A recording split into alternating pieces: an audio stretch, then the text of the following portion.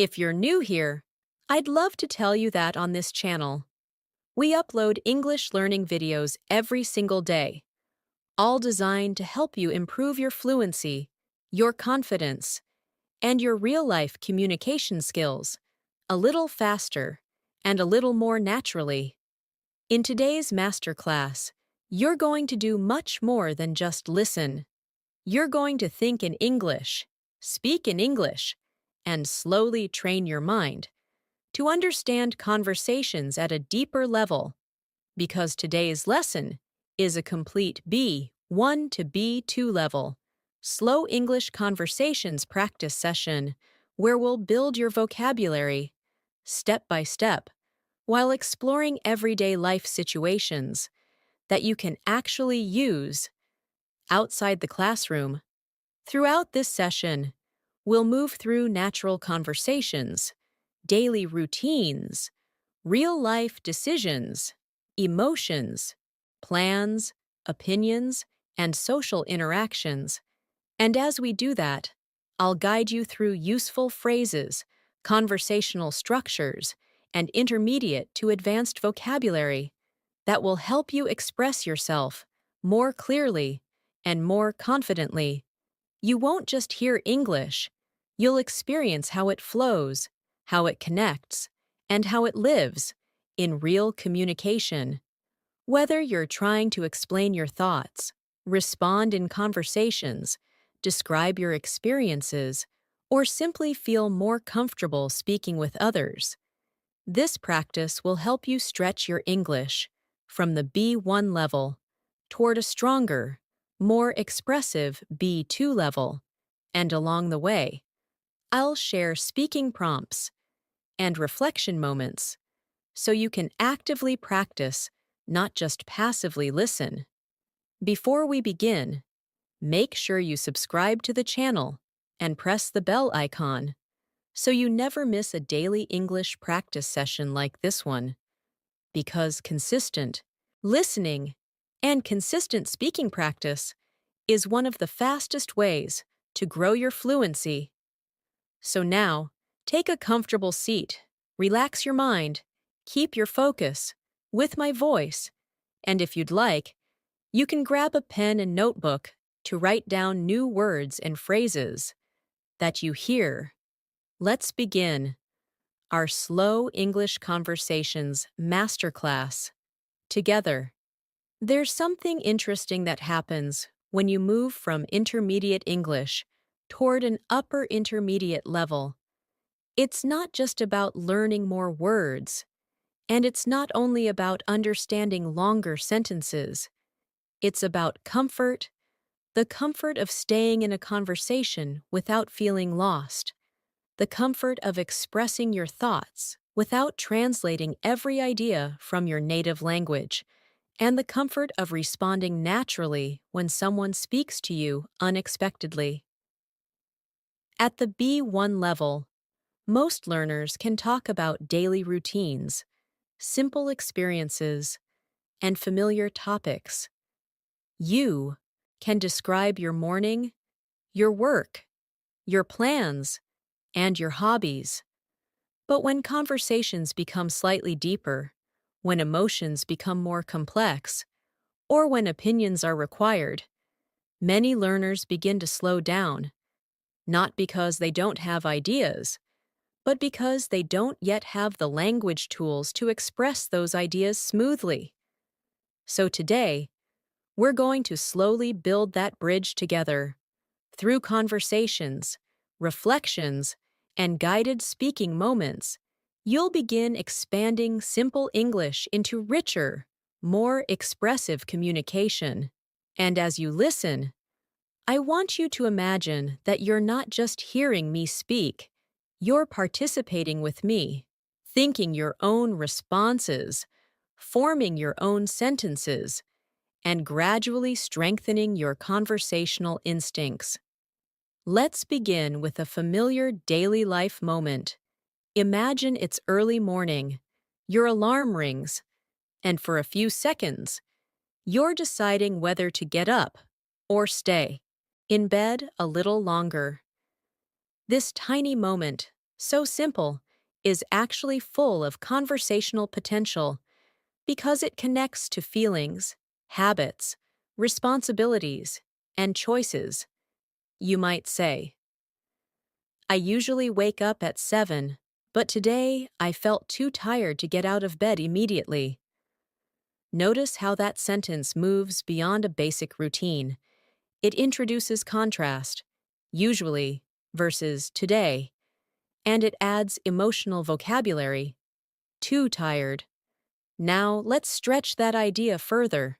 You could say, I've been trying to fix my sleep schedule recently, so even when I feel tired, I push myself to wake up on time. Here, you're adding time context, effort, and personal motivation, which are key features of B2 level expression. Take a moment now. Think about your own morning. Try to describe it in more than one layer, not just what you do, but how you feel and why you do it. You might say, I start my mornings slowly because I like to feel calm before the day becomes busy. Or, my mornings are usually rushed since I have to prepare for work quickly. Do you see the difference between stating facts and expressing experiences? That difference is where fluency begins to grow. Let's move deeper into the same morning scene. Imagine you're having breakfast, maybe alone, or maybe with family. Conversations during breakfast are often simple, but they carry emotional tone, connection, and daily planning. You might say, I don't usually feel very hungry in the morning, but I still try to eat something light. This shows habit, preference, and health awareness. Or perhaps, breakfast is the only time when my whole family sits together, so I really value that time. Now you're expressing emotional significance, not just routine. Take a breath. Try forming your own sentence about breakfast. Expand it. Add feeling. Add reasoning. For example, I enjoy drinking coffee in silence because it helps me mentally prepare for the day. This kind of reflective speaking is what pushes you toward advanced conversational comfort, because real conversations are rarely about actions alone. They're about thoughts, reactions, and perspectives. Now imagine you've finished breakfast and you're getting ready to leave home. Maybe you're preparing for work, college, or errands. This transition moment, leaving home, often includes planning language. You might say, before leaving, I always double-check if I have my phone, wallet, and keys. A simple sentence, but structured clearly. Let's expand it. I've developed a habit of checking my essentials before leaving because I once forgot my wallet and had a really stressful day. Now you've added past experience, consequence, and personal learning. Try building your own version. You could say, I prefer leaving early so I don't have to rush or deal with traffic stress. Or, I usually leave at the last minute, which makes my mornings more chaotic than I'd like. Notice how these sentences don't require difficult grammar, but they require awareness of how to express lifestyle patterns, which is central to B2 conversation. Now let's step outside. You're on your way somewhere, maybe walking, maybe commuting. Travel time is one of the richest conversational topics because it combines observation, emotion, and opinion. You might say, my commute is usually quiet, and I use that time to listen to music or podcasts. Or, traffic in the morning drains my energy before the day even begins. That sentence expresses emotional impact, not just description. Take a moment. Describe your travel experience in two layers. First, describe the action. Then describe the feeling. For example, I take the bus to work every day, and sometimes it feels exhausting because it's always crowded. This layering technique, action plus emotion, is one of the fastest ways to sound more fluent in English conversations. As the day begins, conversations shift toward responsibilities, tasks, and interactions. Imagine arriving at work or college. Someone asks you, "How's your day starting so far?" A basic B1 reply might be, "It's good, I'm just busy." But a stronger B2 response could be, "It's been productive so far. I had a few tasks waiting for me, so I started working on them right away." Do you feel the difference? One answers the question, the other continues the conversation. Now, try your own variation. My day started a bit stressful, but it's getting better as I organize my work. This is conversational expansion, and it keeps dialogue flowing naturally. Let's pause here for a guided speaking reflection. Think about how your typical weekday begins. Try describing it step by step, but with emotional and reflective language included. Speak slowly and allow yourself time to think in English. You might say, "My weekdays usually begin quietly, but once I start checking my messages, everything becomes fast-paced." Or, "I enjoy the early part of my day the most because it feels calm before responsibilities take over." By practicing this kind of layered narration, you're training your mind to move beyond survival English into expressive English. Now imagine it's midday. You've been working or studying for hours. Conversations during this time often revolve around energy levels, productivity, and mental focus. You might say, "I tend to lose focus after lunchtime, so I try to take short breaks." Or, "I feel most productive in the afternoon when I'm fully awake and mentally active." Let's stretch that further. "I've noticed that my productivity depends a lot on my sleep. When I rest well, I perform better."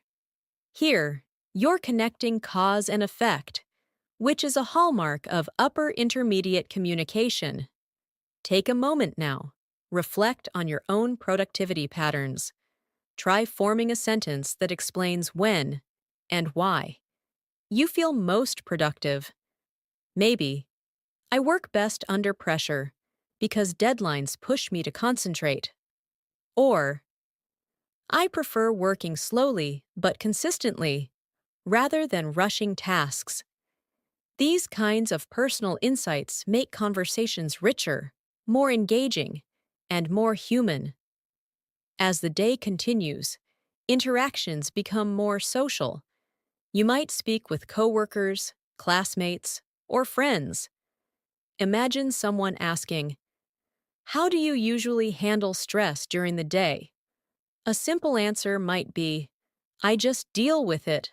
But an expanded response could be, "I try to manage stress by prioritizing tasks and reminding myself not to overthink small problems." Or, "When I feel overwhelmed, I step away for a few minutes to reset my mind." Let's pause again for practice. Think about your stress management habits. Try expressing not just what you do, but why it helps you. For example, "Talking to someone I trust helps me release mental pressure." This reflective communication style is what transforms everyday English into meaningful conversation. And this is exactly how we'll continue progressing, slowly, naturally, and conversationally, building your vocabulary, strengthening your sentence flow, and expanding your confidence step by step. As we move deeper into real-life English interaction, as the day moves forward, conversations often begin to shift from personal routines into shared experiences, especially the small interactions that happen naturally around you.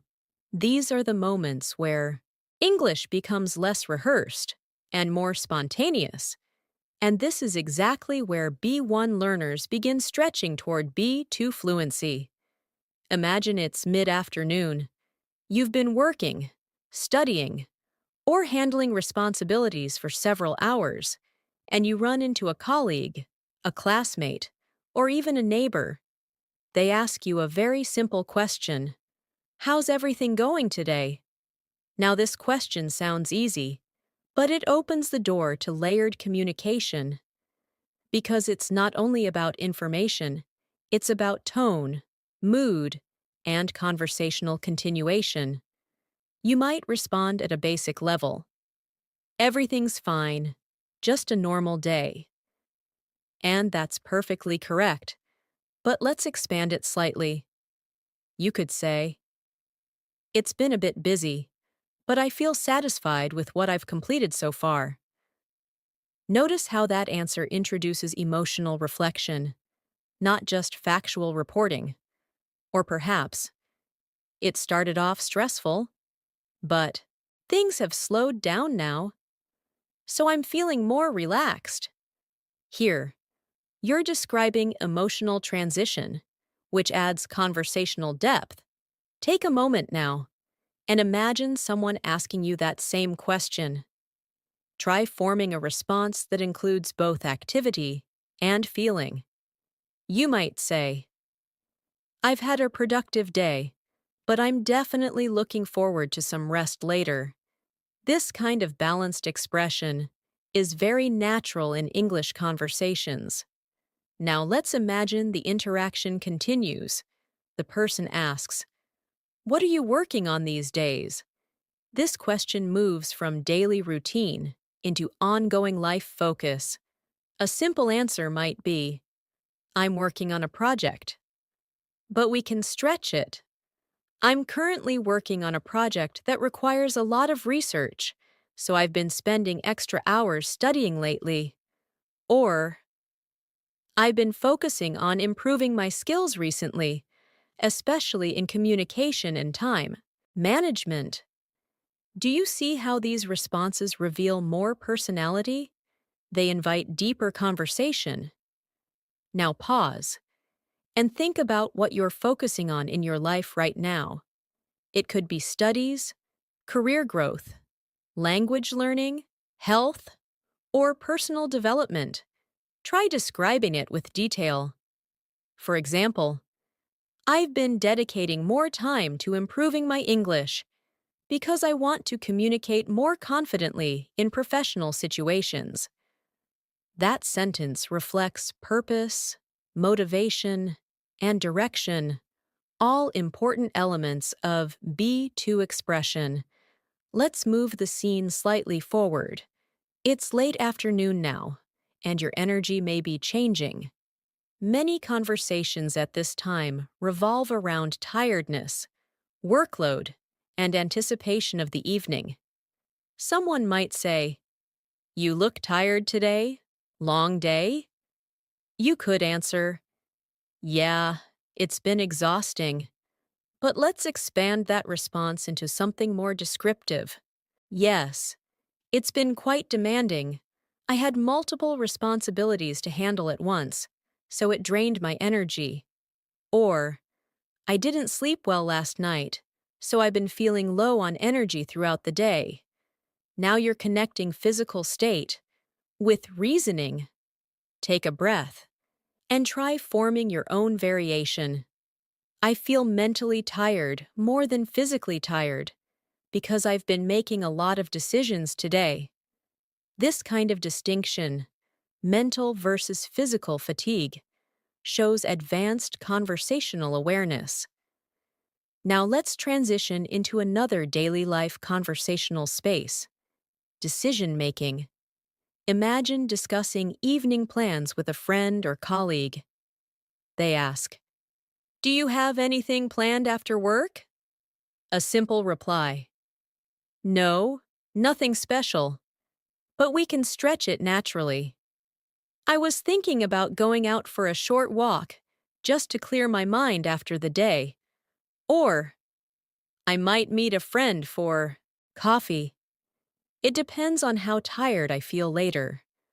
Notice how English often uses soft planning language, thinking about, might, depends. This reflects flexibility and conversational politeness. Now it's your turn. Think about your typical evening plans. You could say, I usually prefer quiet evenings because they help me recharge mentally. Or, my evenings are often social. I enjoy spending time with friends whenever possible. Both responses express lifestyle identity, not just plans. As the evening begins, conversations often become more reflective. People start talking about how their day felt overall. Imagine someone asking, So, how would you describe your day in one word? You might say, productive. But let's expand the reflection. I'd describe it as productive, because even though it was tiring, I accomplished what I planned. Or, I'd say it was emotionally challenging, but I learned a lot from it. This kind of reflective language signals strong conversational maturity. Now pause and try answering that question for yourself. Describe your recent day in one word, then expand it into a full reflective sentence. For example, I describe my day as balanced because I managed both work and personal time effectively. Reflection like this builds fluency beyond surface communication. Let's move into a relaxed evening conversation setting. Perhaps you're at home now, talking with family, or messaging a friend. Even casual conversations here can become rich language practice moments. Someone might ask, What do you usually do to relax after a long day? A simple reply, I watch TV, but let's build more texture. I usually watch something light because it helps me disconnect from stress. Or, I prefer listening to calm music, especially when I need mental relaxation. Take a moment now and describe your relaxation habits. I enjoy quiet time alone because it allows me to reflect on my thoughts. Or, spending time with family relaxes me more than anything else. These responses express emotional comfort sources. Now let's deepen the conversational layer further. Imagine discussing personal growth in the evening. Someone asks, Do you feel like you're improving yourself these days? A basic answer might be, Yes, I think so. But a more expressive reply could be, Yes, I've been making conscious efforts to improve my habits, especially my discipline and time management. Or, I feel like I'm growing mentally because I'm learning to handle challenges more calmly. This kind of introspective communication is a key B2 conversational strength. Pause here and think about your own self-improvement journey. Try forming a sentence that explains what you're working on internally. For example, I'm trying to become more patient because I've realized how important emotional control is. This is deeper conversational English, where thoughts become language. Now let's imagine the night is settling in. Conversations become slower, softer, and more reflective. Someone might ask, What was the best part of your day? You could answer simply, Finishing my work. But let's expand emotionally. The best part of my day was completing something I had been postponing. It gave me a sense of relief. Or, the best moment was a small conversation that made me smile unexpectedly. Notice how English conversations often value emotional highlights, not just major events. Now your turn. Reflect on a recent positive moment and describe why it mattered. For example, the best part of my day was having peaceful time alone because it helped me reset mentally. This kind of emotional articulation strengthens conversational relatability. As night approaches, conversations often turn toward rest, plans for tomorrow, and mental closure. Someone might ask, "Are you ready for tomorrow?" You might say, "I think so, but let's expand it. I feel prepared, but I know tomorrow will bring its own challenges." Or, "I'm trying to stay positive about tomorrow, even though I have a lot to handle." This expresses anticipation mixed with realism. Now pause and think about how you usually feel before the next day begins. I like planning my next day at night because it gives me mental clarity. Or, I prefer not to overthink tomorrow. I just focus on rest. Both express mindset, not just planning. And as we close this daily conversational cycle, notice what you've practiced. You've moved through morning, midday, afternoon, evening, and night conversations, layering actions with feelings, reflections, and opinions. This is exactly how conversational fluency develops, not through memorizing isolated phrases, but through living language across real moments. And as we continue forward, we'll begin exploring more socially dynamic conversations, including friendships, opinions, disagreements, support, and deeper human connection, all through slow, guided English practice.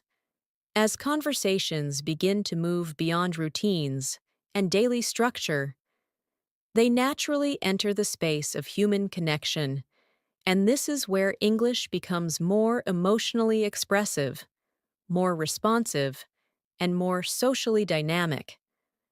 Because interacting with people is rarely predictable, and it requires you to react, adapt, and express thoughts in real time. Imagine you're meeting a friend after several days, maybe even weeks.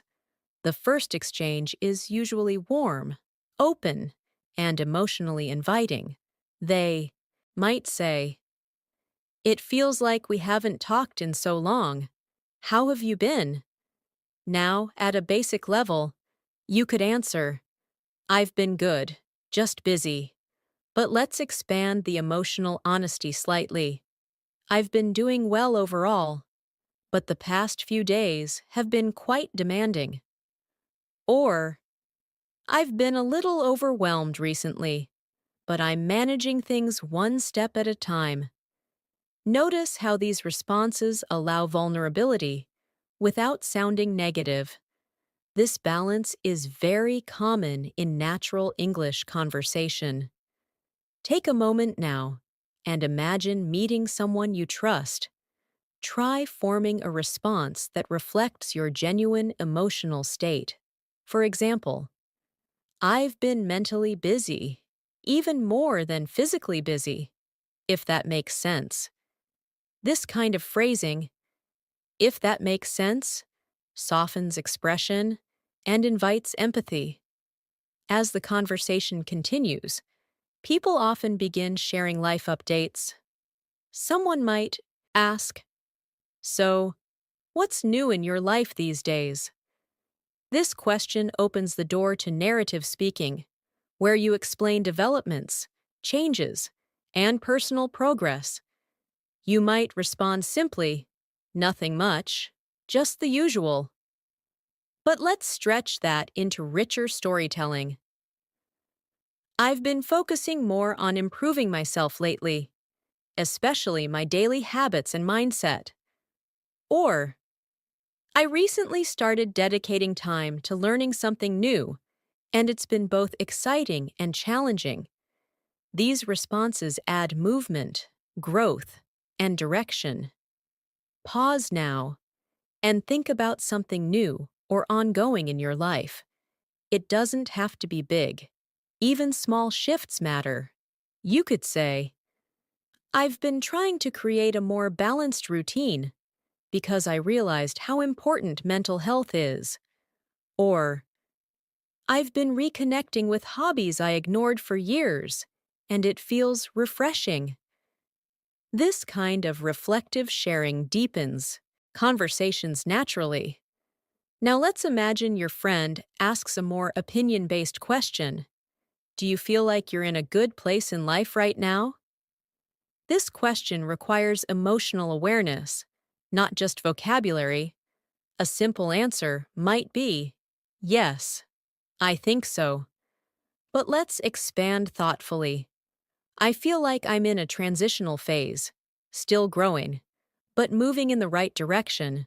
Or, I'm not exactly where I want to be yet, but I feel more clear about my path. Notice the use of phrases like transitional phase, moving in the right direction, clear about my path. These are B2 level expressions that communicate complex inner states. Take a breath now and reflect on your own answer. You might say, I feel stable, but I'm also pushing myself to evolve. Or, I feel uncertain sometimes, but motivated at the same time. This dual emotion expression is very natural in English. Now, conversations often shift toward shared memories, especially when reconnecting. Your friend might say, do you remember how stressed we used to get about small things? You could respond, yes, we overthought everything. But let's expand it reflectively. Yes, and looking back, those worries seem so minor compared to what we've learned since. Or, it's interesting how our perspective changes as we grow. This reflective comparative language, past versus present, is a strong conversational skill. Now pause and try forming your own memory reflection. For example, I used to fear challenges, but now I see them as opportunities to grow. This type of sentence expresses psychological development, not just experience. Let's shift into supportive conversations now. Imagine your friend shares a struggle. They say, I've been feeling mentally drained lately. Your response matters, because conversational fluency also includes empathy language. A simple reply, that's tough, but let's build a more supportive response. I'm really sorry you're feeling that way. Do you want to talk about what's been exhausting you? Or, I understand that feeling. Sometimes mental fatigue is harder than physical tiredness. Notice how these responses validate emotion rather than dismiss it. Now take a moment and imagine someone confiding in you. Try forming a supportive sentence. For example, you don't have to handle everything alone. I'm here if you need to talk. Supportive conversational language builds relational fluency, not just linguistic fluency. Now let's explore agreement and disagreement, another essential B2 skill. Imagine discussing lifestyle habits. Your friend says, I think working nonstop is the only way to succeed. You might agree partially. I understand that. Perspective. But I also believe rest is essential for long-term productivity. Or you might gently disagree. I see your point, but I feel balance matters more than constant pressure. Notice the softening phrases, I understand, I see your point. These maintain politeness while expressing contrast. Pause now and think of a belief you hold about work, study, or life balance. Try expressing it thoughtfully. For example, I believe consistency matters more than intensity. Or, I think mental well-being directly affects success. These opinion expressions add intellectual depth to conversation. Now let's move into future-oriented dialogue. Imagine your friend asks, "Where do you see yourself in the next few years?" This question requires imagination, planning, and aspiration vocabulary. A simple reply, "I want to be successful, but let's expand that vision. I see myself becoming more confident, both professionally and personally." Or, "I hope to build a life where I feel fulfilled, not just busy." Notice how these answers focus on emotional success, not just material success. Take a moment now and visualize your future self. Try forming a sentence describing growth rather than achievement alone. For example, "I want to become someone who handles challenges calmly." This kind of future reflection strengthens expressive fluency. As conversations wind down, people often transition into appreciation language. Your friend might say, "I'm really glad we had this conversation." You could respond simply, "Me too." But let's expand warmth. "I'm glad we talked. Conversations like this help me reset mentally." Or, "I appreciate moments where we can speak honestly." This appreciation vocabulary deepens relational connection. Now imagine closing the interaction. You might say, "Let's not wait so long before talking again." Or, "We should make time for conversations like this more often." These closing statements maintain emotional continuity. Take a breath now and reflect on what you've practiced in this conversational space. You explored reconnection, life updates, emotional sharing, supportive language, agreement, disagreement, future vision, and appreciation. This is socially intelligent English, where language becomes connection, not just communication. And as we continue moving forward, we'll begin entering situational conversations, including public interactions, service encounters, problem-solving dialogues, and real-world communication scenarios, all designed to stretch your conversational confidence even further. As conversations move beyond familiar people, they often enter the space of situational interactions, moments where you're speaking to someone you may not know personally, yet communication still needs to be clear, natural, and confident. These are everyday public life conversations, and they play a powerful role in building real-world English fluency because they require quick thinking, polite tone, and situational awareness. Imagine you're walking into a cafe or a small restaurant. The interaction may seem simple, but even ordering food contains multiple conversational layers. You might begin with, "Hi, I'd like to order something." That works, but let's expand it slightly into more natural phrasing. "Hi, I was wondering if I could get a coffee and something light to eat." Notice the softening phrase, "I was wondering if I could get." This sounds more polite and conversational, especially in service interactions. Now imagine the server asks, "Would you like that for here or takeaway?"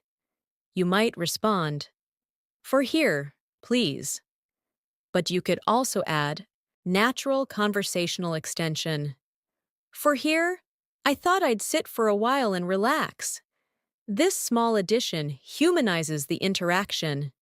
Now pause and imagine placing your own order. Try forming a full sentence, not just the item.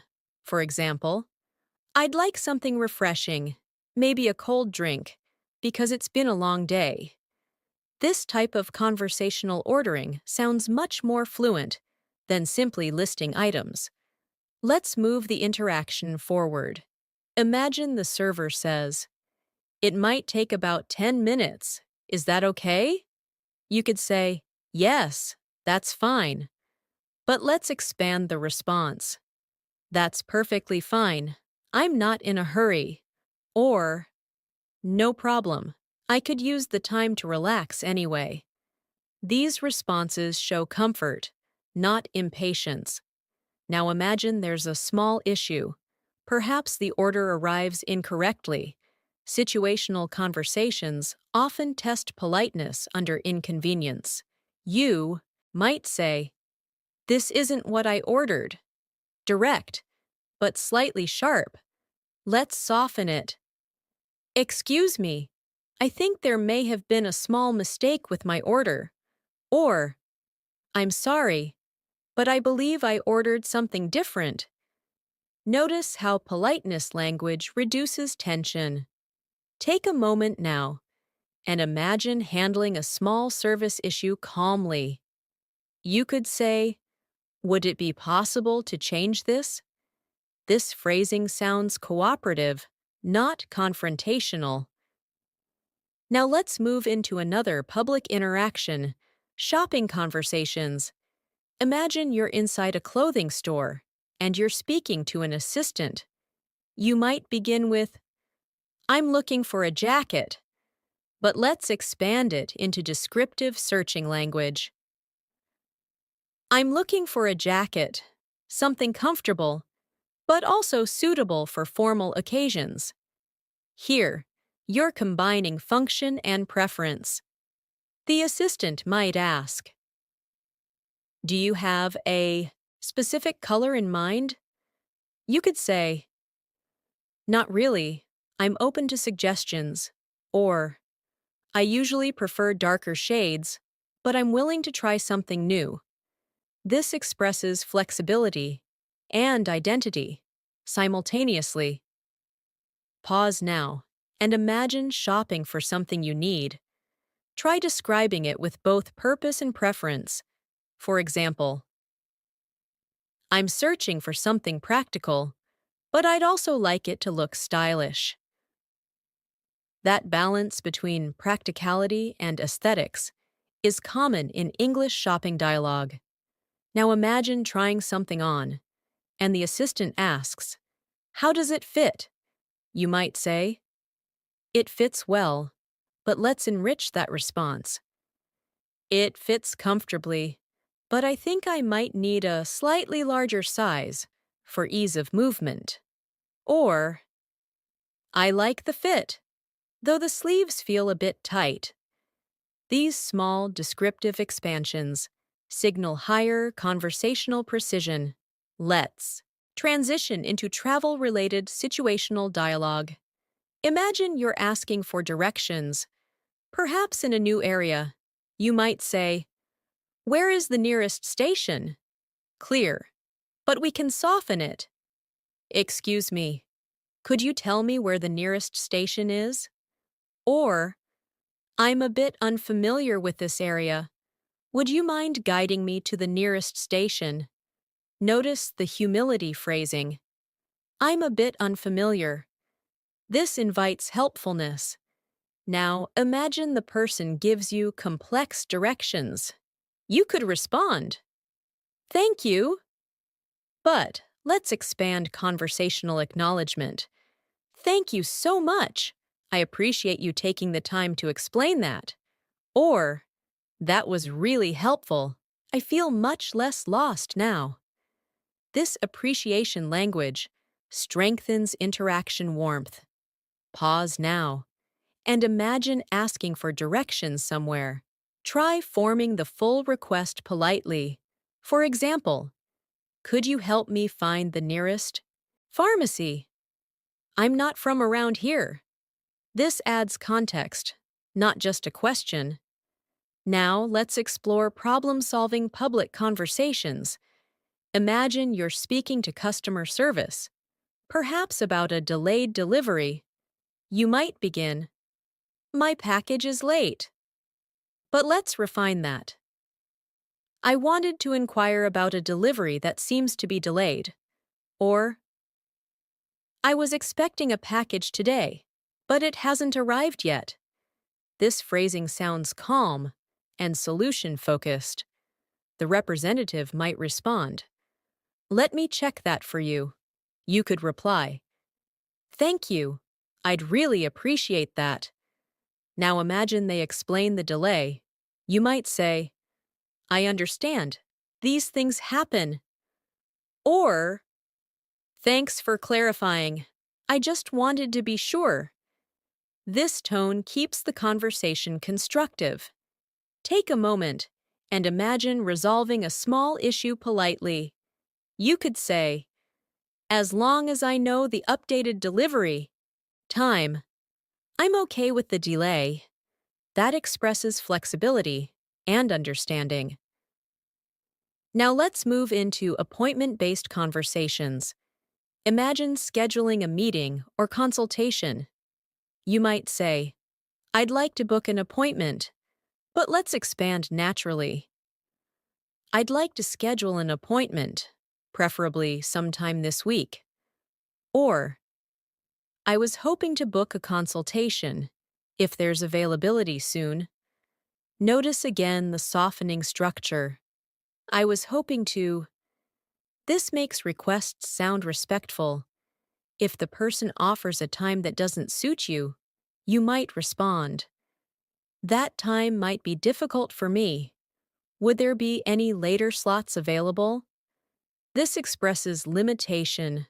Politely, pause now, and imagine negotiating a meeting time.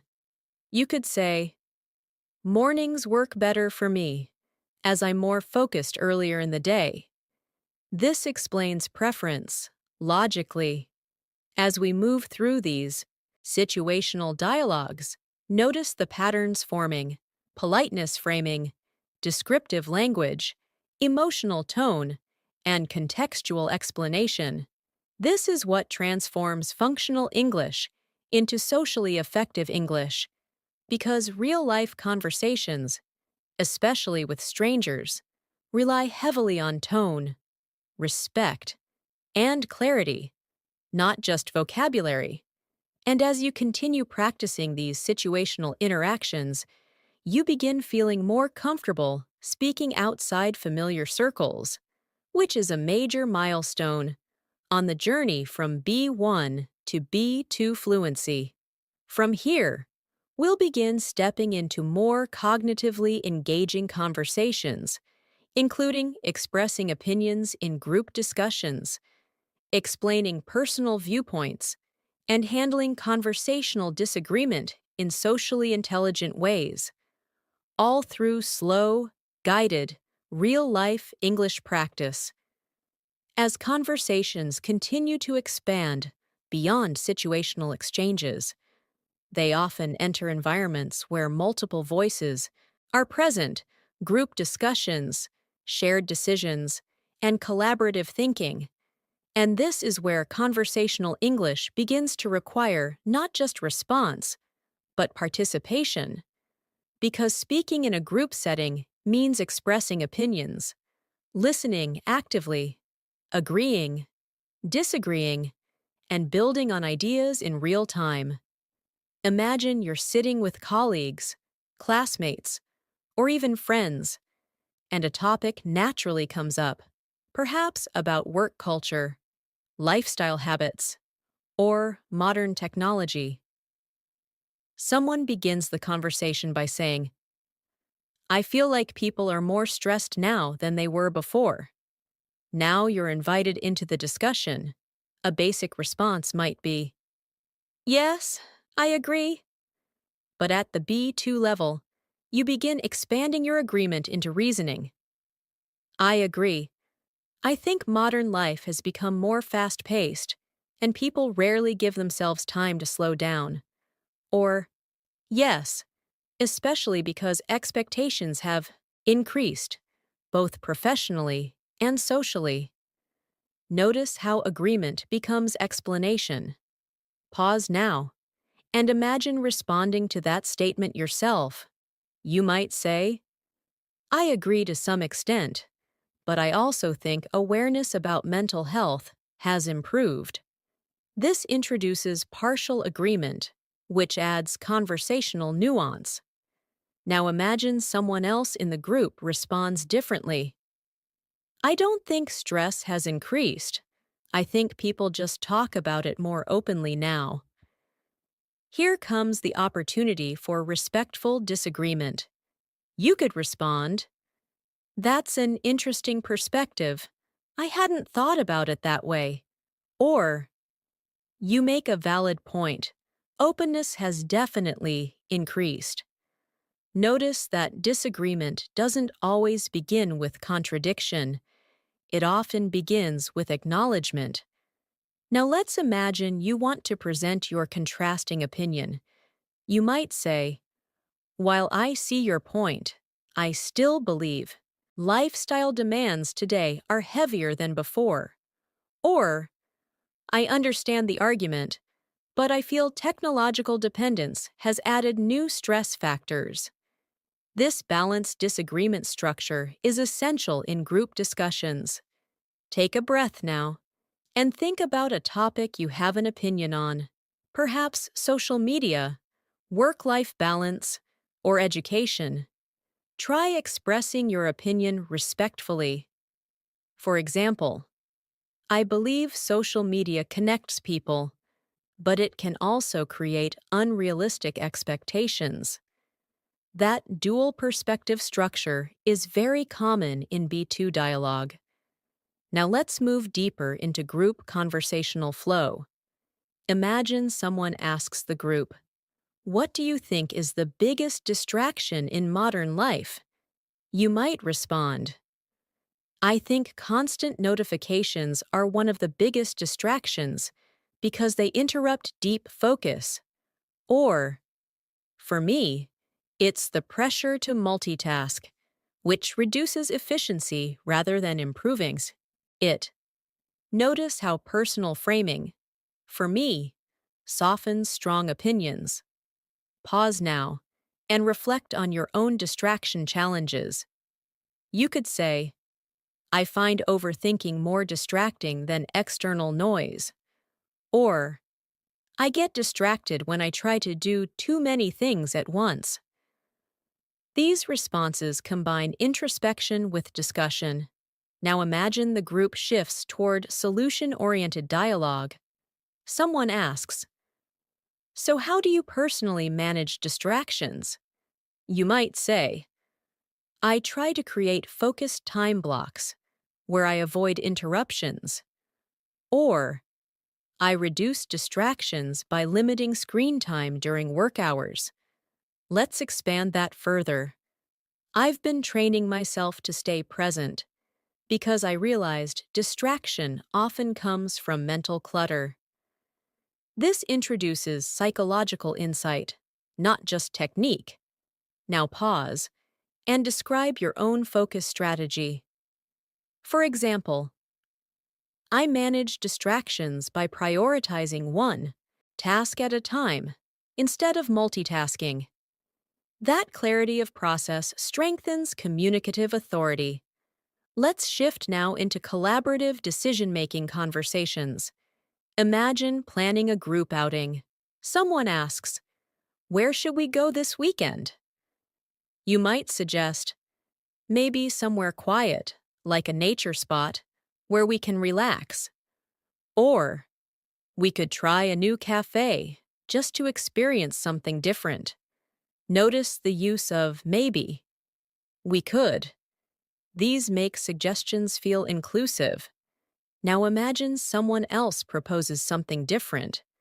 "How about going somewhere more lively, like a concert?" You might respond, "That sounds exciting, though I personally feel like relaxing this weekend." Or, "I like the idea, but I think I need something calmer right now." This expresses preference without rejecting others. Pause now and imagine contributing to a group plan. You could say, "I'm open to anything, as long as we all get time to unwind." That inclusive phrasing supports group harmony. Now let's explore conversational interruption, a real-life challenge. In group discussions, you may need to enter the conversation respectfully. You might say, "Sorry to interrupt, but I'd like to add something." Or, "If I may, I'd like to share my perspective." This polite entry language is essential in collaborative dialogue. Now imagine someone interrupts you. You could respond calmly, "Go ahead, I'll continue after you." Or, "No problem, I was just finishing my point." Maintaining conversational flow, without frustration, is a social fluency skill. Now let's step into problem-solving discussions. Imagine a team facing a challenge. Someone asks, "How should we handle this situation?" You might say, "I think we should first analyze what caused the issue." Or, "It might help to divide responsibilities so we solve it faster." Let's expand further. We should approach this calmly because rushing decisions may create more complications. This adds strategic thinking language. Pause now and imagine suggesting a solution in a group. You could say, "Perhaps we should gather everyone's input before finalizing a decision." That collaborative tone strengthens group communication. Now, as discussions begin to conclude, group reflection often occurs. Someone might say, "I'm glad we talked this through." You could respond, "Yes, conversations like this help create clarity." Or, "I feel more confident now that we've shared perspectives." This reinforces conversational closure. Take a moment now and reflect on what you've practiced in this group dialogue space. You explored agreement, respectful disagreement, opinion framing, collaborative suggestions, conversational entry, interruption management, and solution-oriented speaking. These are essential skills that move English beyond one-on-one interaction into collective communication environments. And, as we continue forward, we'll begin exploring emotionally expressive storytelling, where you describe personal experiences, challenges, lessons, and transformative moments, all through slow, guided English narration designed to strengthen both fluency and emotional articulation.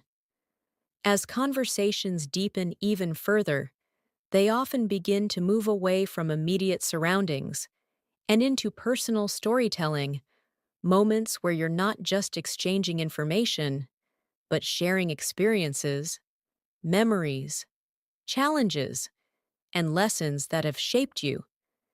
This kind of expressive narration is a powerful step in moving from B1 toward B2 fluency because it requires emotional vocabulary, reflective structure, and descriptive flow.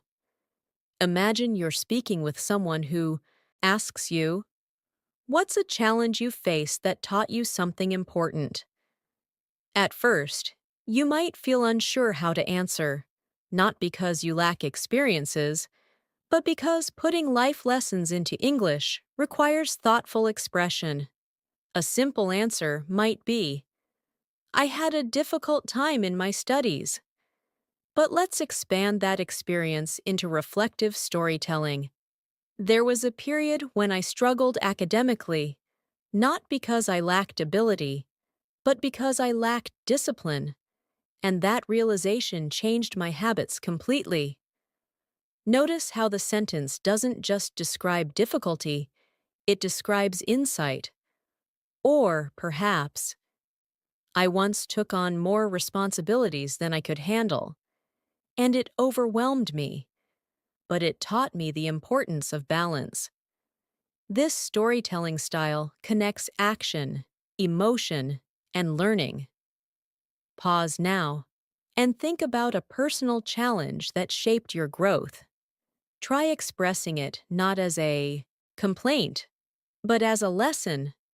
For example, I faced a time when I doubted my progress, but it pushed me to become more consistent. This kind of reframing language shows emotional maturity. Now let's move deeper into the storytelling flow. Imagine continuing your narrative, explaining how you handled the challenge. You might say, "At first, I felt lost because I didn't know where to begin fixing things." Then you could add progression, but gradually, I started making small changes, and those small steps created big improvements. Notice the narrative movement: struggle, action, growth. This storytelling arc is common in B2 conversational sharing. Take a breath now and imagine narrating your own growth journey. You could say, "I didn't transform overnight, but consistency slowly reshaped my confidence." That sentence expresses gradual transformation. Now, let's explore emotional storytelling. Someone might ask, "Have you ever felt proud of yourself for overcoming something?" You might respond simply, "Yes, many times." But let's expand emotionally. "Yes, especially when I achieved something I once believed was beyond my ability." Or, "I felt proud when I realized I had grown stronger mentally than I used to be." Notice how pride is expressed through reflection, not boasting. Pause now and think about a moment of self-pride. You might say, "I felt proud when I stayed calm in a situation that would have stressed me before." This type of emotional articulation strengthens personal storytelling fluency. Now, storytelling often includes describing people who influenced you. Imagine someone asks, "Has anyone inspired your personal growth?"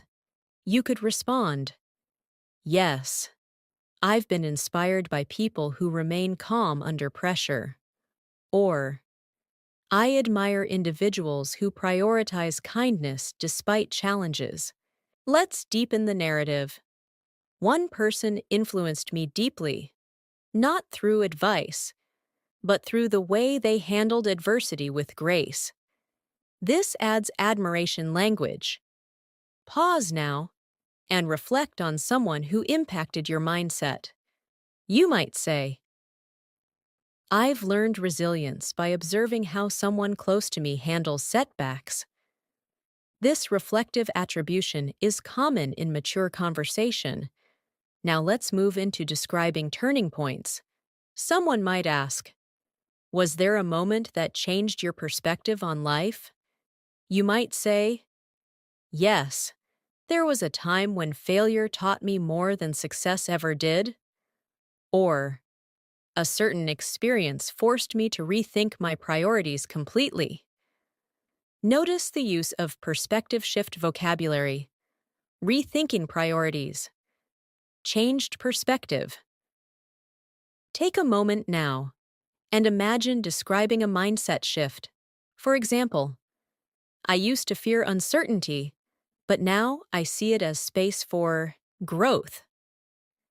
This transformation language reflects emotional intelligence. Now, storytelling also involves describing emotional struggles honestly. Imagine someone asks, "Have you ever felt lost about what direction to take in life?" You might respond, "Yes, there were moments when I felt uncertain about my future." But let's expand that reflection. "I felt lost not because I lacked opportunities, but because I lacked clarity about what truly mattered to me." This type of layered introspection signals strong expressive fluency. Pause now and reflect on your own moments of uncertainty. You could say, "Confusion once made me anxious, but reflection eventually brought clarity." That sentence moves from chaos to resolution. Now, let's explore resilience storytelling. Someone might ask, "What helped you stay strong during difficult times?" You could answer, My inner determination kept me moving, even when progress felt slow. Or, support from loved ones reminded me that I wasn't alone. Let's expand that emotional resilience. I realized strength isn't always loud. Sometimes it's simply continuing quietly. This poetic reflection is very powerful in advanced conversational storytelling. Pause now and form your own resilience statement. For example, I learned that patience can be stronger than urgency. This philosophical expression strengthens communicative depth. Now, storytelling often ends with present-day reflection. Someone might ask, looking back, would you change anything? You might say, I wouldn't change the challenges because they shaped who I am today. Or, I might adjust certain decisions, but I value the lessons they brought. This reflective closure shows acceptance, not regret. Take a breath now and imagine closing your own life story reflection. You could say, every experience, even the difficult ones, contributed to my growth. This kind of reflective summary builds emotional fluency. As you notice, storytelling English is slower, more thoughtful, and more layered than everyday conversation because it connects events with meaning. And by practicing storytelling, you train your mind not just to speak English, but to think, feel, and reflect in English. From here, we'll begin moving into emotionally supportive dialogues, conversations where you comfort others, encourage growth, and offer guidance, all of which require careful tone, empathetic vocabulary, and emotionally intelligent phrasing. As conversations continue evolving into deeper emotional territory, they begin to include moments where you're not only sharing your own experiences, but also responding to the emotions of others. This is where supportive dialogue becomes essential, because real-life communication often requires comfort, reassurance, encouragement, and emotional presence. And expressing these feelings in English requires both vocabulary and sensitivity. Imagine someone close to you says, I've been feeling really unmotivated lately, like I'm not making progress in anything. At a basic level, you might respond, don't worry, you'll be fine. But while this sounds positive, it can feel dismissive because it doesn't acknowledge the person's feelings. So let's expand the supportive language. I'm really sorry you're feeling that way. Lack of motivation can feel mentally exhausting. Notice how this response validates emotion first, before offering reassurance. You could continue. Sometimes progress isn't visible immediately, but that doesn't mean you're not moving forward. This introduces perspective, without denying their struggle. Pause now and imagine someone confiding in you about feeling stuck. Try forming a supportive response that includes empathy. For example, I understand how discouraging that can feel, especially when you're putting in effort. This type of phrasing builds emotional connection. Now imagine the person says, I feel like everyone else is moving ahead, and I'm falling behind. This comparison anxiety is very common and requires careful reassurance. You might respond, it's easy to feel that way when you compare journeys, but everyone's timeline is different. Or, progress isn't always visible from the outside. Sometimes the biggest growth happens internally. These responses reframe perspective without invalidating feeling. Take a breath now and imagine comforting someone dealing with self-doubt. You could say, You're being harder on yourself than you deserve. This gentle confrontation encourages self-compassion. Now let's explore encouragement language. Imagine someone says, I want to improve myself, but I keep losing consistency. A simple response might be, just try harder. But that lacks emotional understanding. Let's expand it.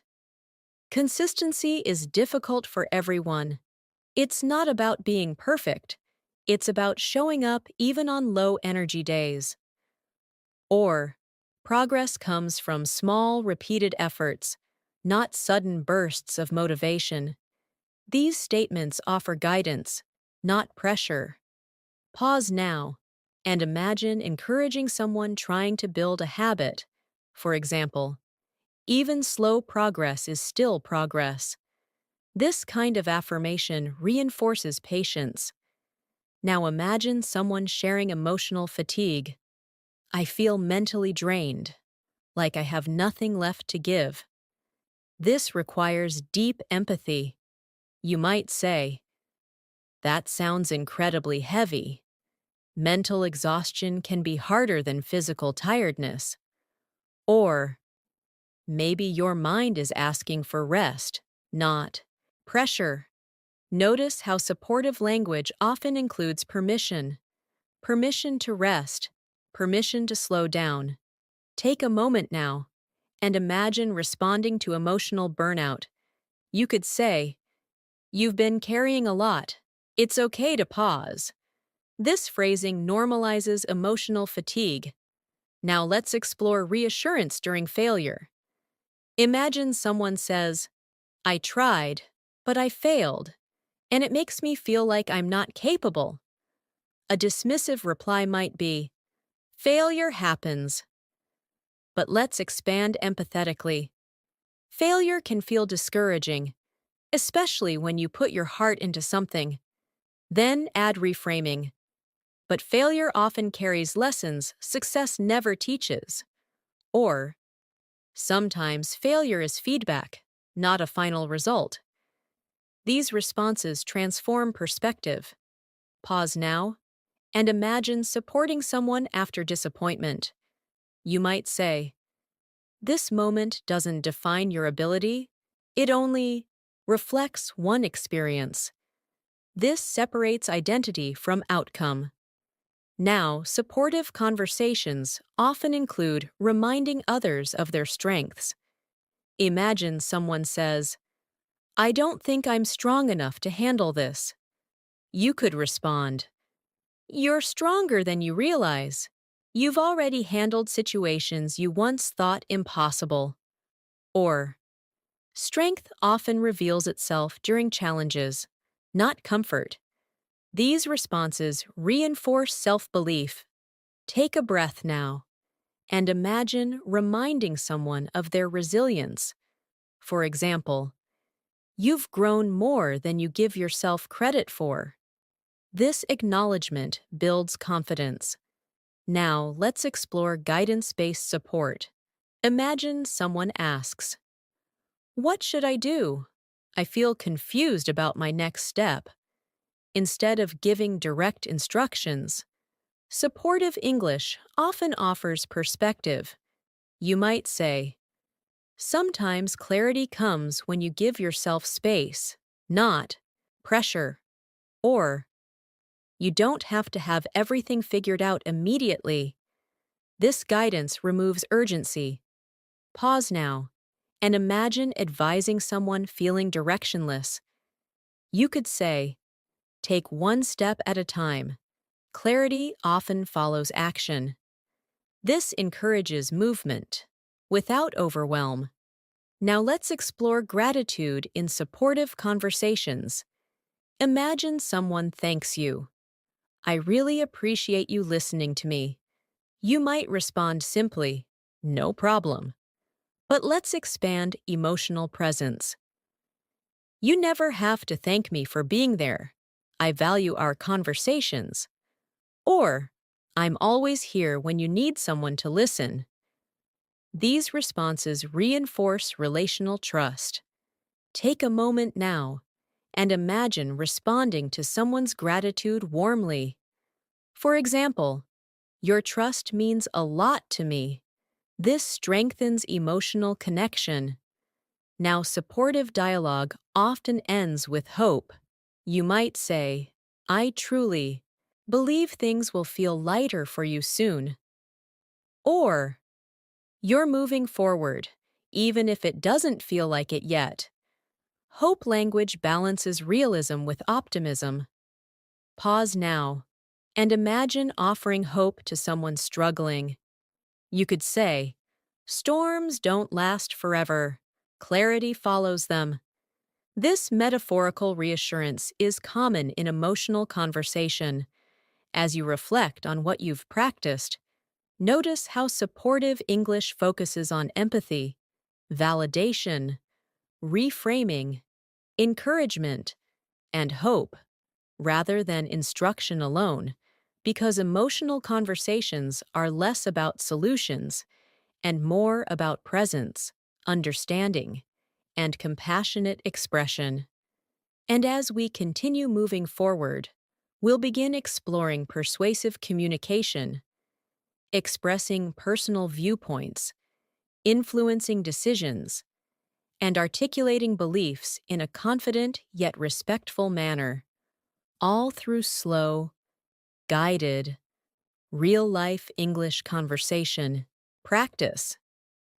As conversations grow more confident and emotionally aware, they naturally begin to include persuasion, the ability to express what you believe, explain why you believe it, and communicate your viewpoint in a way that feels respectful, thoughtful, and influential. Persuasive communication at the B2 level isn't about arguing loudly. It's about presenting ideas clearly, supporting them with reasoning, and remaining open to dialogue. Imagine you're discussing lifestyle choices with someone. Perhaps the topic of daily habits comes up. The other person says, "I don't think routines are important. I prefer living spontaneously." Now, you have an opportunity to present your perspective. A basic response might be, "I think routines are important, but let's expand that thought. I understand the appeal of spontaneity, but I believe routines create stability, especially during stressful periods." Notice how the response begins with acknowledgement, then introduces reasoning. Or you might say, "For me, routines provide mental clarity because they reduce decision fatigue." This introduces psychological justification. Pause now and think about your own belief regarding routines. Try expressing it with reasoning. For example, "I feel routines protect my productivity, even when motivation fluctuates." This kind of structured persuasion feels balanced, not forceful. Now imagine the conversation shifts toward health habits. Someone says, "I don't see the need to exercise regularly. Life is already busy." You could respond simply, "Exercise is important, but let's deepen the persuasion. I agree that life is busy, but regular exercise actually increases energy rather than draining it." Or, "Even small physical activity can improve mental well-being, not just physical health." Notice how persuasive language often reframes effort as benefit. Take a moment now and imagine encouraging someone to adopt a healthy habit. You might say, "Investing time in health now prevents complications later." This future-oriented persuasion is common in lifestyle discussions. Now let's explore professional persuasion. Imagine you're suggesting an idea at work or in a study group. You say, "I think we should approach this project differently." But to sound more convincing, you expand. "I think we should approach this project differently because our current method is slowing progress.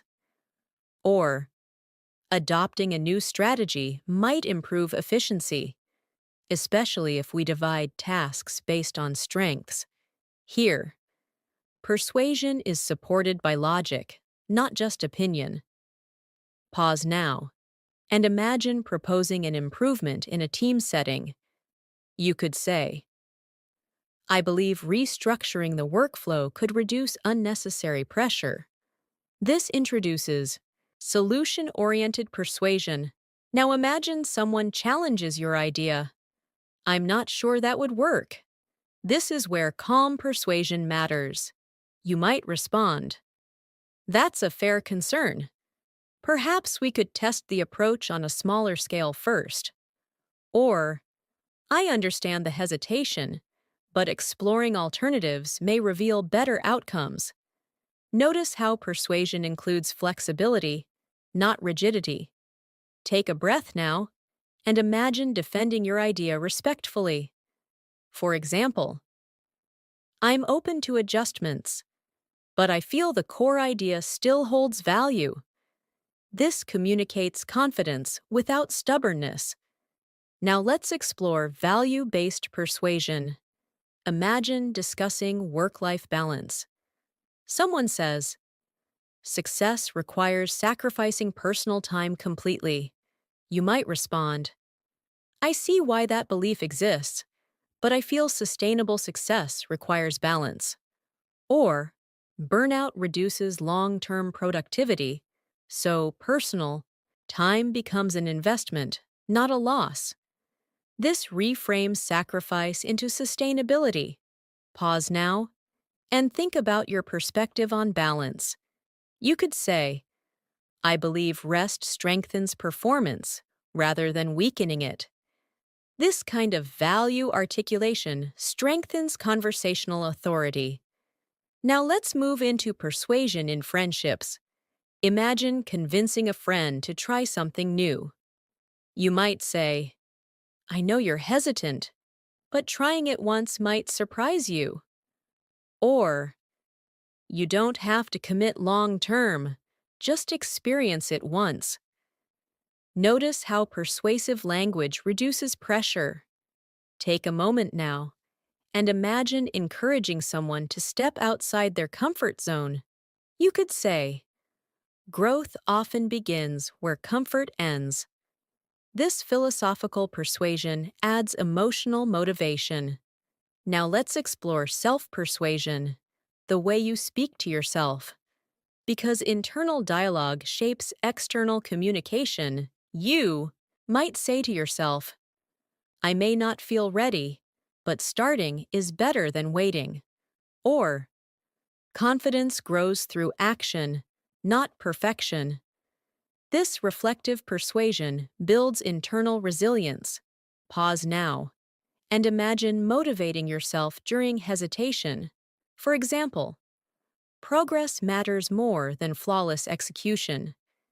This reframing reduces fear. Now, persuasive conversations often include storytelling as evidence. Imagine you're convincing someone about patience. You might say, I once rushed a process, and it led to mistakes. Patience would have saved time. Or, whenever I've trusted gradual progress, outcomes felt more stable. Story-backed persuasion feels relatable. Take a breath now and imagine supporting your viewpoint with personal experience. You could say, I learned through experience that consistency outweighs intensity. This blends storytelling with persuasion. Now let's explore respectful persuasion closure. After presenting your viewpoint, you might say, of course, that's just my perspective. I'm open to hearing yours. Or, I could be wrong, but that's how I interpret the situation. This openness maintains dialogue harmony. As you reflect on this conversational space, notice how persuasion involves reasoning, empathy, storytelling, and flexibility, rather than dominance. because effective communication isn't about winning discussions, it's about exchanging perspectives meaningfully. And as we continue forward, we'll begin exploring reflective life conversations where you discuss purpose, happiness, fulfillment, and personal meaning, all through slow, guided English expression designed to deepen both language fluency and self-awareness. As conversations mature even further, they often begin to move into reflective territory, discussions that are less about events and more about meaning, purpose, fulfillment, and the deeper questions people quietly carry within themselves. These conversations are slower, more thoughtful, and emotionally layered, and expressing such reflections in English requires calm pacing, introspective vocabulary, and honest articulation. Imagine you're speaking with someone during a quiet evening moment, perhaps after a long day, and they ask you, "Do you feel happy with where you are in life right now?" This question doesn't invite a quick response. It invites reflection. A simple answer might be, "Yes, I'm happy." But let's expand the emotional nuance. "I feel content in many ways, though I still have aspirations I'm working toward." Or, "I feel peaceful internally, even if my external life is still evolving." Notice how happiness is expressed in layers, not absolutes. Pause now and reflect on your own emotional state. Try forming a response that balances gratitude and ambition. For example, "I feel grateful for my progress, but motivated to grow further." This dual emotion structure is very natural in reflective conversation. Now imagine the discussion deepens. Someone asks, "What do you think gives life real meaning?" This question invites philosophical expression. You might respond, "I believe meaning comes from connection, the relationships we nurture, and the impact we leave." Or, "For me, meaning comes from growth, becoming a better version of myself over time." Notice how meaning is often tied to values, not possessions. Take a breath now and think about what gives your life meaning. You could say, "I find meaning in learning because it continuously expands my perspective." Or, "Helping others grow gives me a sense of purpose." These value-centered expressions strengthen conversational depth. Now let's explore fulfillment versus success, a common reflective topic. Someone might ask, "Do you think success automatically leads to happiness?" You might respond, "Not necessarily. Success without fulfillment can still feel empty." Or, "I think happiness depends more on inner peace than external achievement."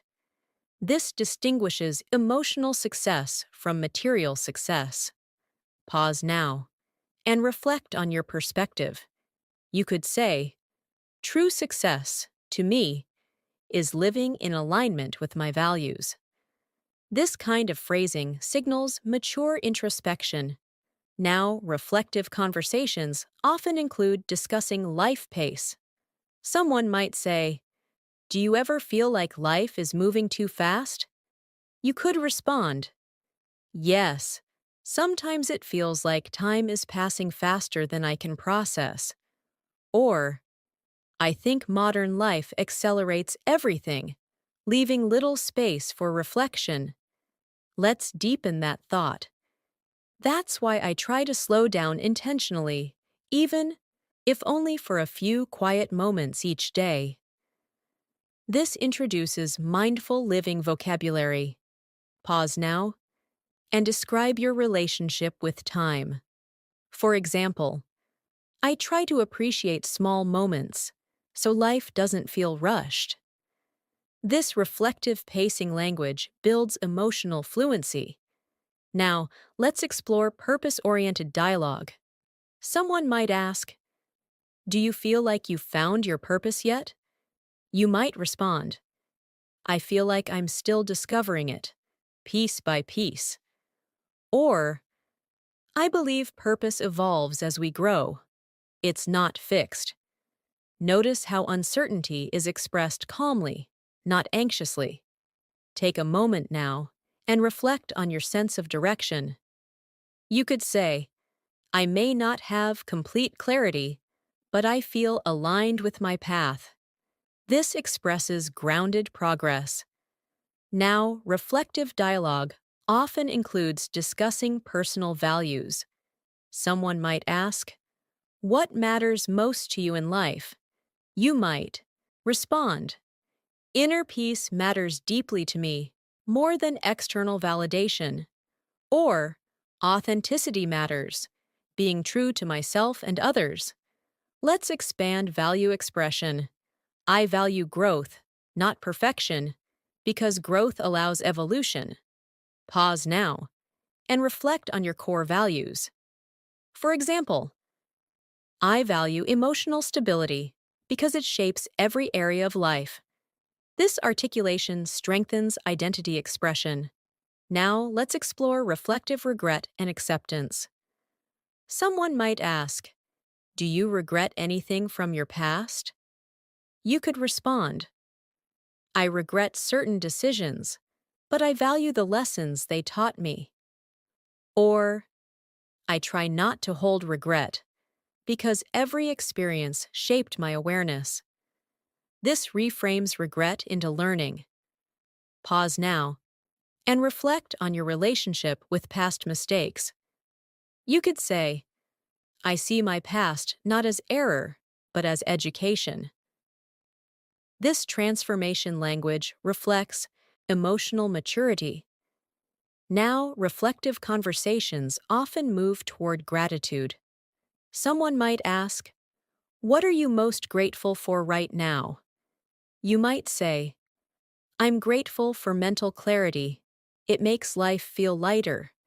Or, "I'm grateful for the people who support my journey." Let's expand gratitude reflection. "I've learned to appreciate stability because it's often overlooked." Pause now and express something you're thankful for.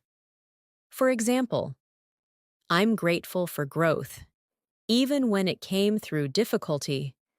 This gratitude articulation builds emotional richness.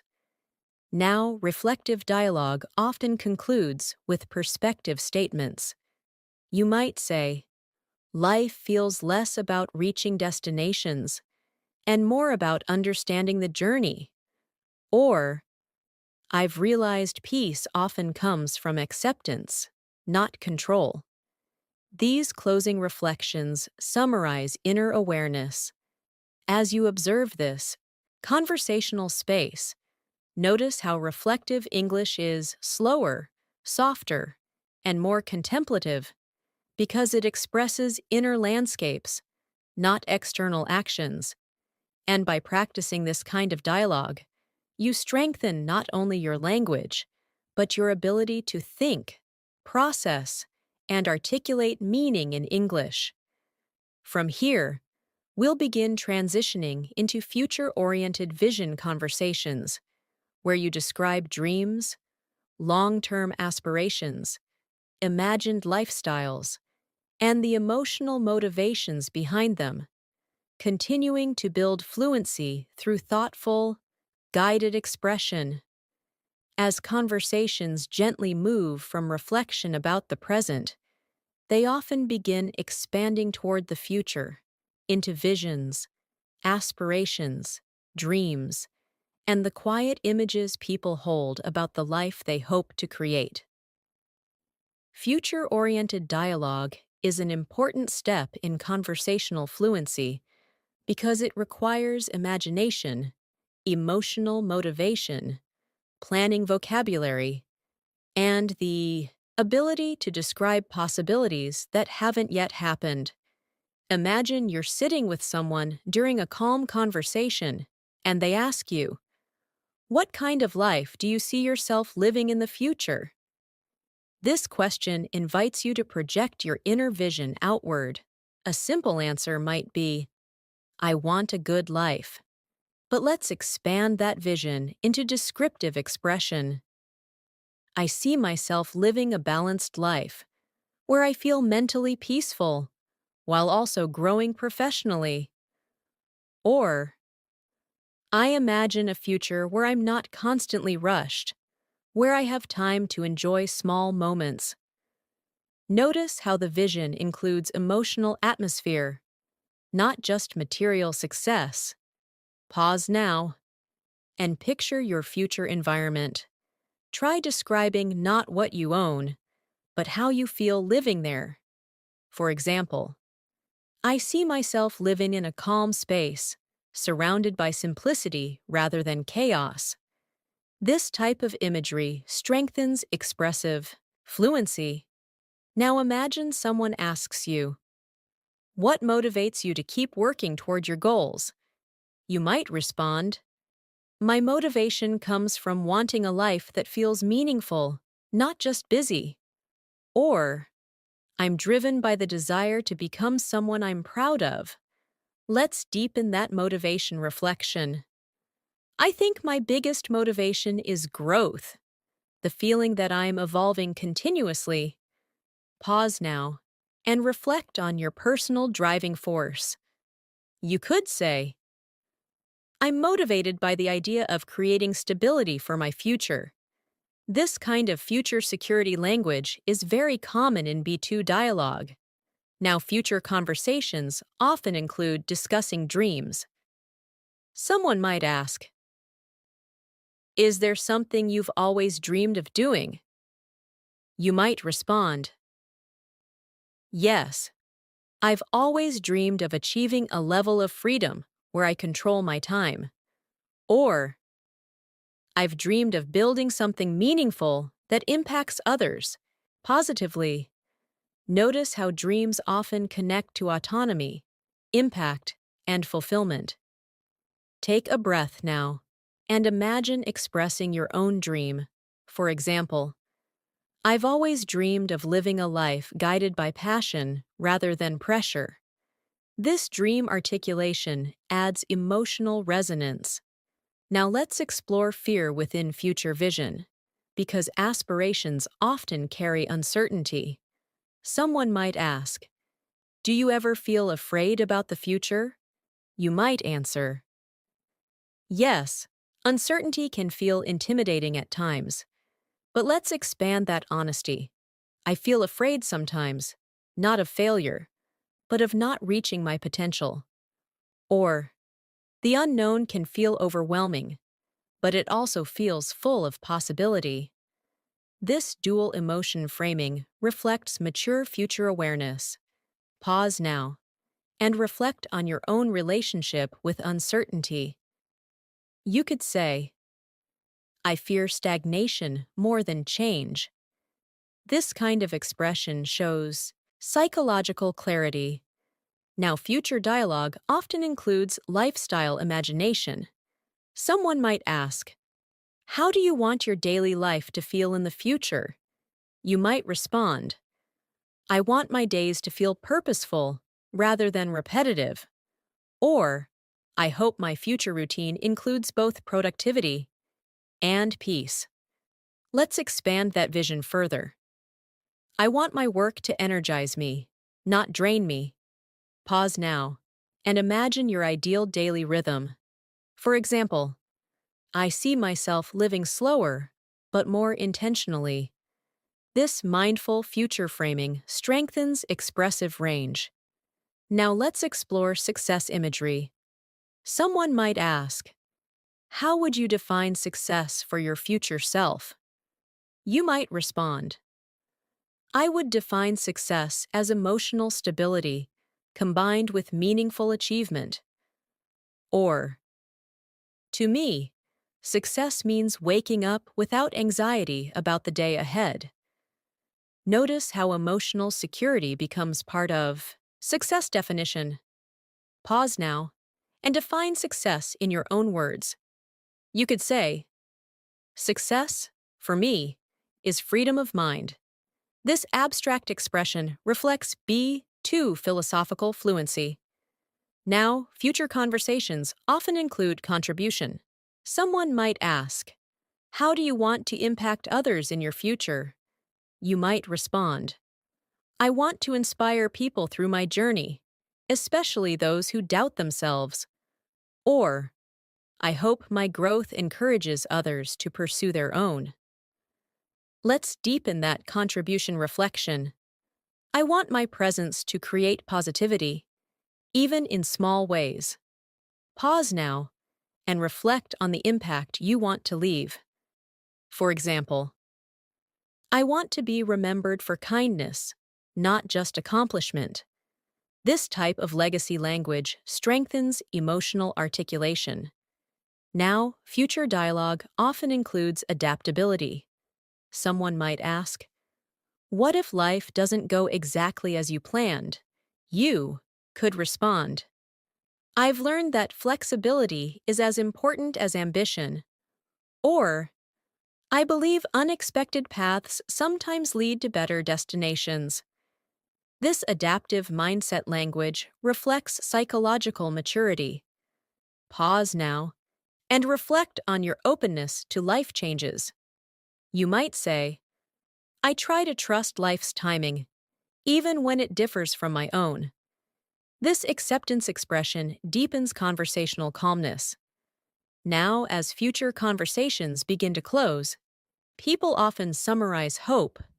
You might say, more than anything, I hope my future self feels peaceful. Or, I hope I become someone who handles life with grace.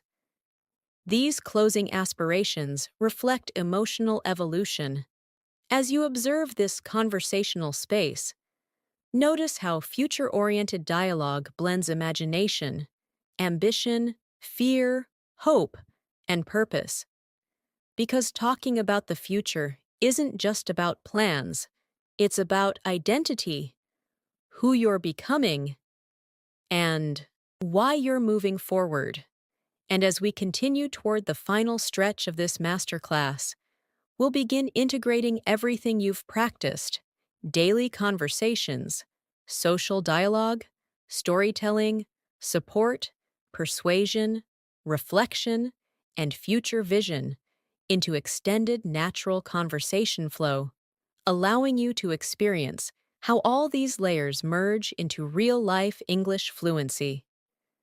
As all these conversational layers begin to come together, daily routines, social interaction, storytelling, emotional support, persuasion, reflection, and future vision, something very important starts to happen inside your communication style. You stop thinking of English as separate pieces and begin experiencing it as one continuous flow, a living conversation that adapts depending on the moment, the person, and the emotion behind the words. Imagine now that you're having a long conversation with someone close to you, perhaps during a late evening walk or a quiet cafe meeting. This conversation doesn't stay within one topic. It moves naturally, just like real life does. It might begin casually. You say, it's been a long day, but I feel strangely satisfied. The other person asks, what made it satisfying? And you respond, I think it's because I handled situations more calmly than I used to. Notice how this single sentence carries reflection, growth, and emotional awareness. The conversation then shifts slightly. They ask, do you feel like you've changed a lot over the past few years? You pause, reflect, and answer, yes, I think my mindset has evolved more than my circumstances. Or, I've become less reactive and more observant of my thoughts. This shows psychological development, not just life events. Take a moment now and imagine describing your personal growth in one reflective sentence. For example, I've learned to respond rather than react. This type of insight-driven communication reflects B2 maturity. Now the conversation flows into future perspective. They ask, "Do you feel hopeful about what's ahead?" You respond thoughtfully, "Yes," not because I know what will happen, but because I trust my ability to handle it. Or, "I feel hopeful because uncertainty no longer scares me the way it used to." This blends confidence with acceptance. Pause now and form your own hope-centered reflection. You could say, "I feel hopeful because I've survived moments I once feared." That sentence connects past resilience with future confidence. Now imagine the conversation deepens emotionally. They say, "What do you think matters most at the end of the day?" You reflect before answering. "I think inner peace matters most, the feeling that you lived the day honestly." Or, "I believe meaningful connections matter more than achievements." This value-centered reflection strengthens emotional articulation. Take a breath and answer that question for yourself. For example, "For me, growth matters most, knowing I'm not standing still." Now the dialogue softens further, moving toward life philosophy. They ask, "Do you think people ever fully figure life out?" You smile slightly and respond, "I don't think life is something to be figured out completely. I think it's something to be experienced." Or, "I think clarity comes in moments, not permanently." This abstract reflection shows comfort with uncertainty. Pause now and express your own life philosophy. You could say, "I think life teaches in chapters, not conclusions." This metaphorical language deepens conversational elegance. Now imagine the conversation returns gently to the present moment. They say, "Despite everything, do you feel grateful today?" You answer softly, "Yes, I feel grateful for growth, even when it came through difficulty." Or, "I feel grateful for awareness. It makes life feel more intentional." Gratitude reflection often closes deep conversations. Take a moment and express something you're grateful for right now. For example, "I'm grateful for progress, even if it's slow."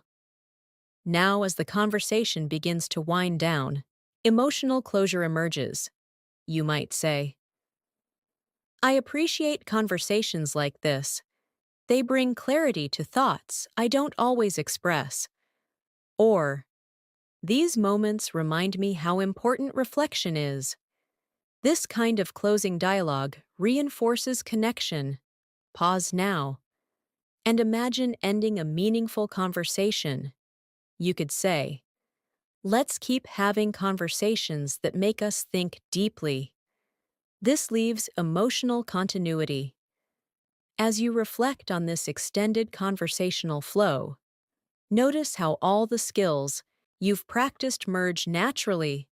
You moved from daily life into emotional sharing, into perspective, into philosophy, and back into gratitude without forcing transitions. This is what real conversational fluency feels like. Not structured, not memorized, but alive, responsive, and emotionally aware.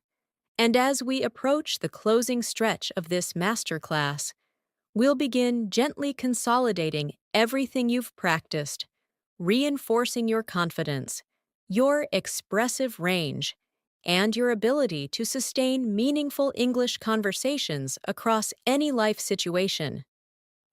As this long conversational journey begins to settle into its final stretch, it becomes important to pause, not to stop practicing, but to notice how far your communication has already traveled. Because fluency doesn't arrive suddenly, it forms quietly through moments of listening, reflecting, speaking, and gradually feeling more at ease inside the language.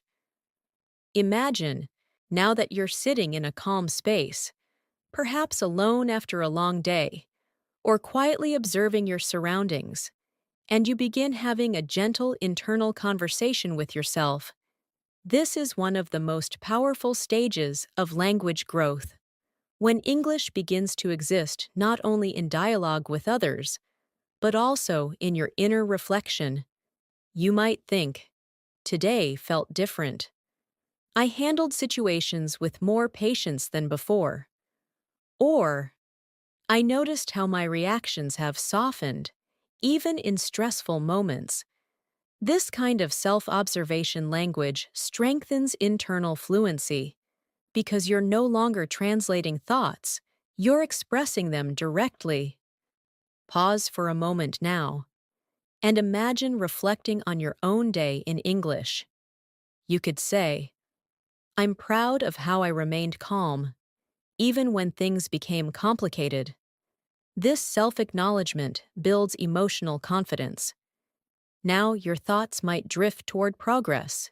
You reflect, "I may not be where I want to be yet, but I'm definitely not where I used to be." Or, "My growth feels slow sometimes, but it feels steady." Notice how these reflections balance honesty with encouragement. Take a breath now and express your own sense of progress. For example, "I can feel my confidence building, even in small ways." This recognition reinforces motivation. Now imagine thinking about the conversations you've had recently. You might say to yourself, "I've started expressing my thoughts more clearly, without overthinking every word." Or, "I feel more comfortable staying in conversations rather than withdrawing." These internal observations signal conversational maturity. Pause now and reflect on your conversational comfort. You could say, "I no longer fear silence. I use it to think." That statement reflects growing communicative calmness. Now your reflection may move toward emotional awareness. You think, "I've become more understanding of others' feelings, not just my own." Or, "I listen more deeply now, instead of waiting to respond." This shows relational growth, not just linguistic growth. Take a moment and express how your listening has evolved. For example, "I've realized listening is as powerful as speaking." Now imagine your thoughts shifting toward future communication. You reflect, "I want to keep improving, not for perfection, but for connection." Or, "I want my words to reflect clarity, not confusion." This intention-based language strengthens direction. Pause now and form your own communication intention. You could say, "I want my voice to carry calmness, not hesitation." Now, as your inner dialogue continues, you may revisit challenges you once feared. You think, "There were times when speaking felt intimidating, but I moved through them." Or, "I once doubted my ability to express myself, but practice changed that." These reflections transform past fear into present strength. Take a breath now and acknowledge a fear you've overcome. For example, "I used to fear making mistakes, but now I see them as learning steps." Now your reflection softens into gratitude. You think, "I'm grateful for every opportunity that allowed me to practice." Or, "I appreciate the patience I've developed with myself." Gratitude reflection stabilizes motivation. Pause now and express something you're thankful for in your learning journey. You could say, I'm grateful I didn't give up when progress felt slow. Now imagine closing this quiet inner conversation. You reflect gently. I'll continue growing, one conversation at a time. Or, I trust the process, even when I can't see the results immediately. These closing affirmations strengthen long-term fluency confidence. As you sit with these reflections, notice how English now feels less like a subject and more like a companion, present in your thoughts, your observations, your emotional understanding, and your future aspirations. Because true conversational fluency isn't measured by how many words you know, but by how naturally you can live, think, feel, and connect through the language.